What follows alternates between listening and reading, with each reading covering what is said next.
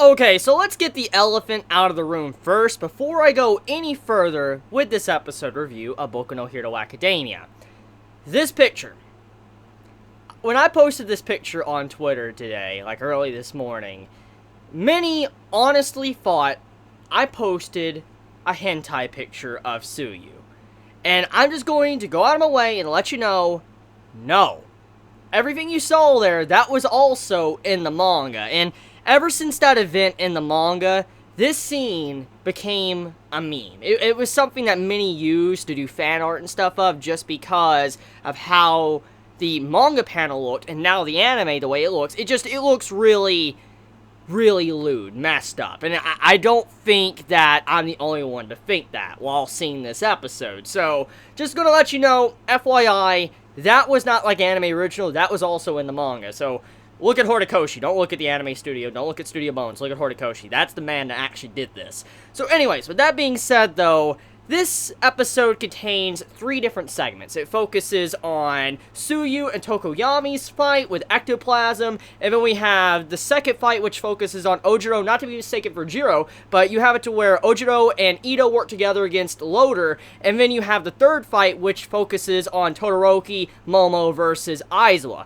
So that's kind of what the episode's about. Like a brief quick summary, we have 3 segments, 3 different fights to discuss. So to start it off, let's talk about Tsuyu and TokoYami. So their overall battle against Ectoplasm was very entertaining. Honestly, one of the better moments of the episode. I mean, mainly the episode wanted to focus on Momo and Todoroki, but the first part of the episode was straight up solid as well. It actually holds up there in line with, like, the quality of the episode with the later half. So, Tsuyu and TokoYami, they're going up against Ectoplasm, and as we know, all of the students, they've been paired up together for certain reasons. They've been paired up because number one, they have a lot of weaknesses, and they need to overcome these weaknesses to be a better hero. And the person that they're going up against, let's say Ectoplasm, for instance, going up against TokoYami and, Tsuyu, that was kind of like an unfair matchup, because Ectoplasm had the advantage over TokoYami, while Tsuyu, she didn't relatively have many weaknesses at all. It's just she needs to be able to support someone. She needs to be a good support. She needs to be able to lift someone up if they're not being able to,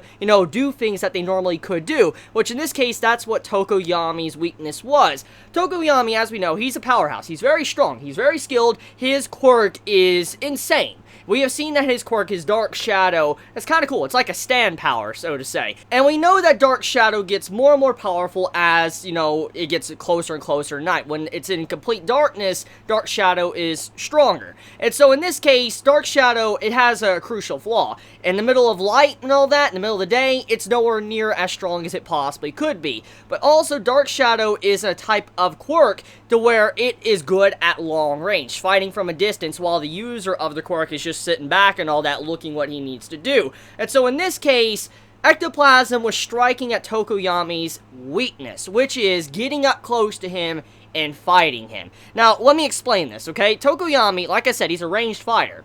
But at the same time, though, his weakness is close range, because once someone closes in on him, he really can't rely on his Dark Shadow that much, because, like, if it's extended far out, okay, like his Dark Shadow is extended fighting an opponent, someone comes up to him and all that real close, he can't really fight with his Dark Shadow anymore, which, once again, goes back to the big thing I've been talking about in my episode reviews of Boku no Hero Academia, and even in the manga.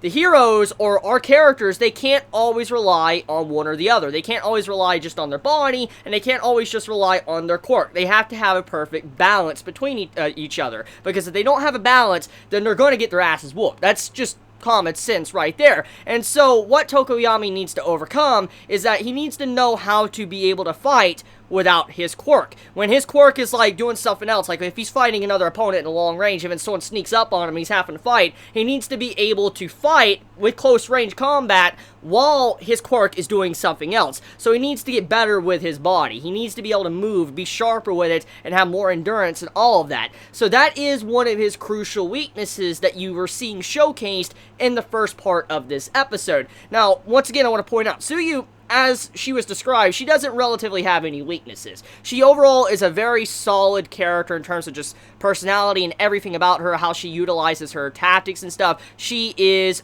a really, really competent person. But here's the thing, though, about Tsuyu.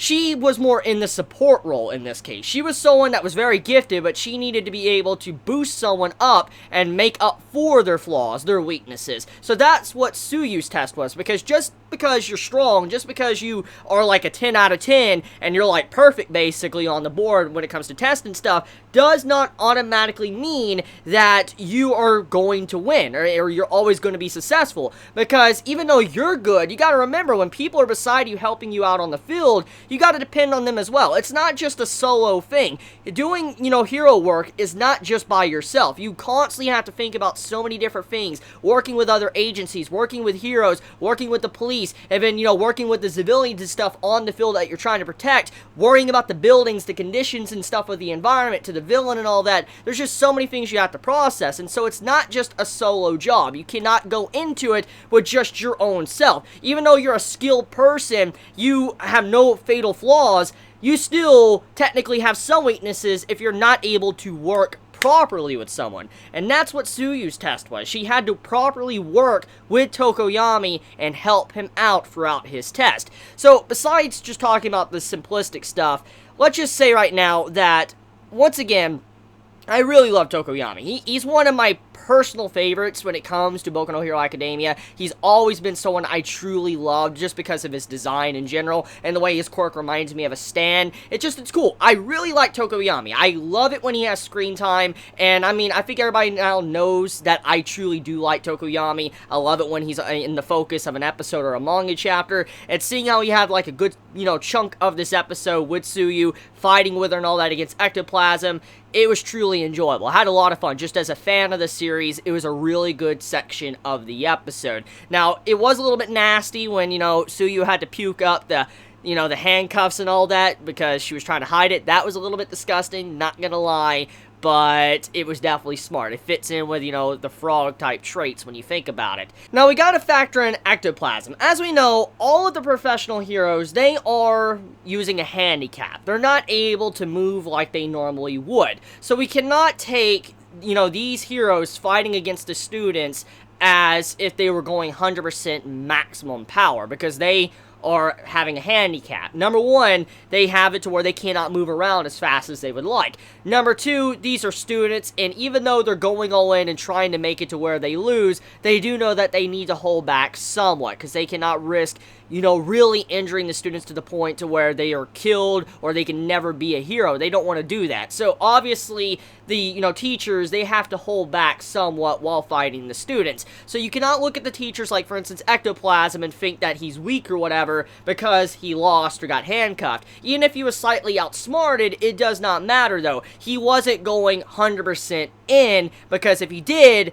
it would actually critically harm the students. So just giving a brief FYI. Now, in normal circumstances, Ectoplasm's quirk is pretty insane. I mean, think about the usage of his quirk. I mean, he's able to duplicate himself all around. He's able to close the distance between people, probably hold them back. He's more of a guy that kind of sends in fodder minions to hold someone back until these strong powerhouse heroes like All Might come in and just deal with them. That's the type of hero you can see that Ectoplasm is. He's the guy that goes in, holds, the villain back as long as possible, just throwing fodder after fodder, and then once the other heroes arrive, it's settled right then and there. So Ectoplasm, he would probably be very good in endurance. If he was fighting someone like an endurance match, he would definitely be up there and high in rankings. So, besides him, let's move into the second fight. So we have Ojiro and Ida fighting against Loader. So, Loader is a very powerful teacher. I'm glad he got a lot of focus and all that. I was really happy when I saw this in the manga,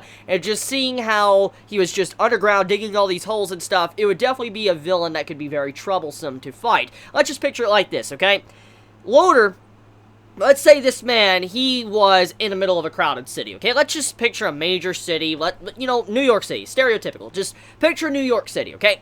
New York City, Power Loader, he's underground, and he is just drilling through the ground and all that. Just imagine the amount of devastation that quirk would cause. Just drilling through the ground, things would just collapse like nothing, and so he could do some massive damage to society, the buildings, and all that, the environment, if he is not stopped. And in this case, Ida and Ojiro, they were at a very big disadvantage. And once again, this test is to show what you would do and what action you would take if you are at a disadvantage. Because as I've already clearly stated many times, most of the time when they're going up against a villain, they gotta figure out that they're never gonna have that advantage. They're probably always gonna be at a disadvantage when they are fighting a villain. So in this case, it's best to figure out what option you need to take. And that's what happened here. Ida and Ojiro, they did not have the skills or the assets to be able to stand up against Loader and stop his devastation. Ida is someone that's very quick on his feet and all that. He's able to move fast,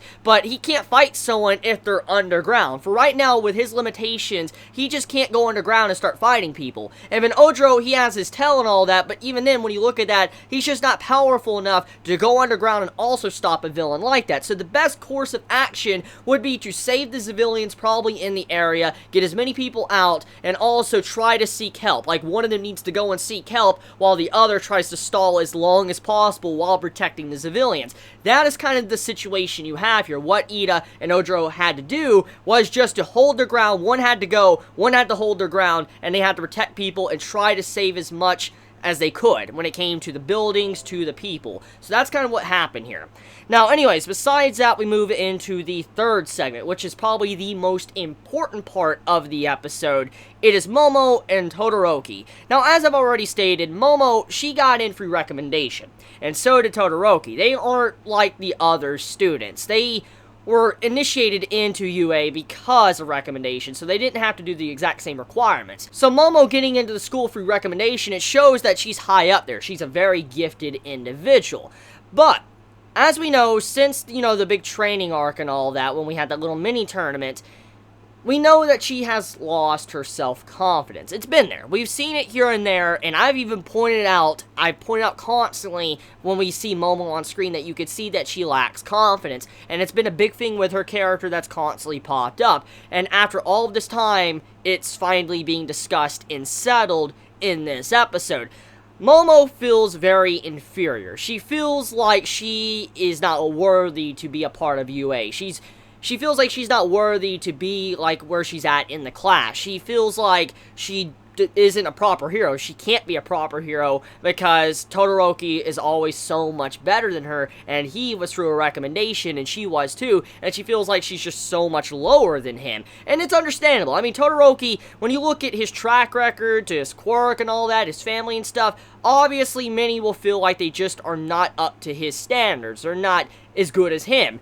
But in this case, Momo, she can't always just look down on herself. She just lacked confidence, because even though she lacked confidence, she has a very, very great talent when it comes to her quirk. Her quirk is probably one of the most powerful quirks ever introduced in Boku no Hero Academia. It's just she doesn't know how to have confidence within herself. And so this episode focused on that character flaw of her, and trying to build back up her courage, her ability to have faith in her own mind and plans for she could take down opponents. And in this case, that's what the episode was about. Todoroki, he was going along and all that, and he was doing his standard stuff as Todoroki, and he was trying to stop Aizawa. And you could see throughout the conversation, Momo, she was constantly, doubting herself, and she wasn't speaking her mind, and she was just trusting 100% in Todoroki and not thinking for herself, because she believed that Todoroki knew what to do because of the previous arcs and stuff and experiences that she has had with him. She honestly believed that he had all the answers, and she just lost faith in herself completely. And so you could see how she has this doubt throughout the episode, and she was trying to do something. She had a plan when she was making those little dolls. She just didn't know how to express herself because she just did not have confidence at all. And this is something that, not just Momo had to overcome, but Todoroki as well. See, he is in a very similar position as Tsuyu was. Tsuyu had to be a support. She had to bring up TokoYami and allow him to be able to be a better hero in that, little segment of the episode against Ectoplasm. And that's kind of what, Todoroki had to do in this episode. He had to be a good support for Momo. Now, not in the exact same way. He was overcoming a weakness that he had as well. Todoroki, he is definitely an individual that has a lot of issues from his past. We know this, and he's trying to overcome it, and he's definitely going up the flight of stairs to overcome these issues he's had in his life. But here's the big thing, though. He's never really had to work with others. It's rare that he has worked with others. I mean, he's worked with Izuku, he's worked with Ida against Stain, but that was just like their lives were on the line. But in this case, he's not really had much experience with working with others, and so this is like a brand new ball game. He doesn't really know how to communicate properly or how to talk with someone and figure out what they need to do, what type of plan they need to do, and overcome something. And so that's what he was trying to overcome. His ability to communicate with another person and allow him to figure out what they need to do and how, you know, he could follow their plan as well. So that's what's happening there. It wasn't just Momo learning something, it was also Todoroki. Now, Momo, let's just talk about her quirk for a second. So, Momo, she uses her, fat, the fat within her to be able to make the different objects and stuff. And you gotta love how unique her quirk is, just especially when she's able to make, flash grenades. Now, that is just straight impressive, because in normal circumstances, you wouldn't think about a flash grenade, helping that much, especially in a show about heroes.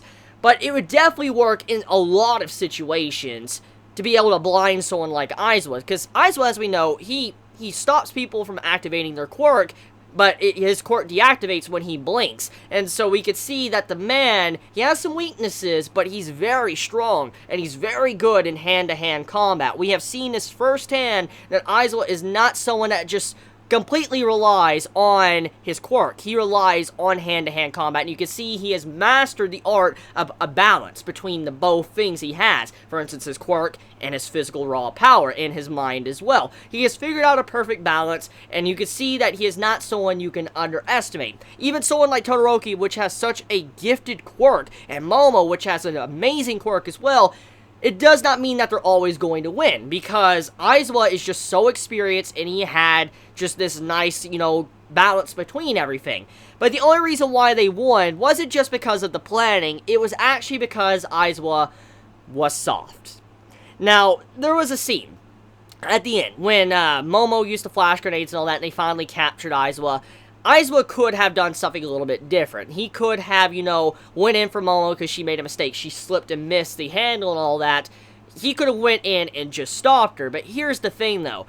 In reality, Aizawa, he made that type of excuse to make Momo feel better. He was acting like a teacher in that moment, and he wasn't trying to be crusty or like an asshole because he lost or whatever. He actually was being nice. He wanted to teach Momo to have confidence within herself. And so, I know it might not be a good thing that he kind of lied to her and that she technically failed, but at the end of the day, what he did caused Momo to believe in herself once again. So Aizawa did the good job as a teacher to help out Momo believe in herself.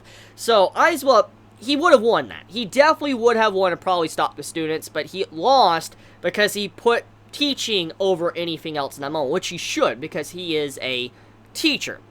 Now, besides that, let's talk about, I guess, the flash grenades. I got a little bit off topic from that. So, the flash grenades that she made, it just shows the, I guess, the certain limitless possibilities that Momo is capable of. I mean, if there's, villains that, they can do certain crazy things with their body, and, if Momo could figure out a counter with it with a certain item, she could definitely just be really good on the field. Okay, let's picture someone that was like a porcupine, okay? Someone had the quirk of being like a porcupine. They were able to stab in all directions like a porcupine, or so it just extends out. Well, if that was a thing, okay, Momo could make like a shield or something, or some form of body armor that could protect individuals from harm from this villain that was to attack everyone with spikes coming out of them. See, that's how useful Momo is. She is someone that can make items on the fly. As long as she knows how it's made and the makeup of it, she can make things. And that just shows that she will always be useful, and she will definitely be one of the top heroes if everything goes correctly for her in her life. So that's about it. I mean, the episode in general is a very simple episode, but a great episode at that. I can't wait to see what's going to happen next in terms of how the anime is done. I love you all so much. You have a wonderful day or night wherever you live. Please be safe. Chibi out.